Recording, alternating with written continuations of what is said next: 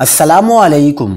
कराची में शादी की खुशियां मातम में तब्दील, 4 बहनों का इकलौता भाई बेदर्दी से कत्ल। दिल दहला देने वाला अफसोसनाक वाकया पेश आया है। क्या आप हालात हाजरा से आगाही हासिल करना चाहते हैं?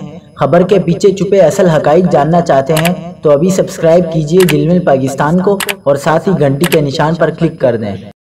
आपको बताते चले कि मलीर में वाक़ई गुलशन सिनेमा रोड पर चाय के होटल के करीब नामालूम मुसल्लह मुल्जिमान ने फायरिंग करके नौजवान को कत्ल कर दिया।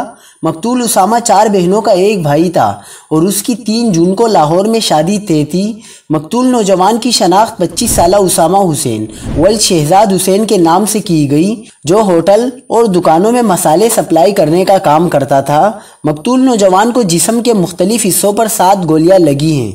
मलीर सिटी थाने के एसएचओ ने बताया कि मकतूल उसामा के पास कीमती मोबाइल था जो गायब है। मकतूल के पास 10,000 रुपए भी थे जो उसकी जेब से मिल गए। मकतूल के अहले खाना ने शुबा जाहिर किया है कि उसामा के मोबाइल फ़ोन पर किसी की कॉल आई थी, जिसके बाद वो अपनी मोटरसाइकिल लेकर घर से निकला था।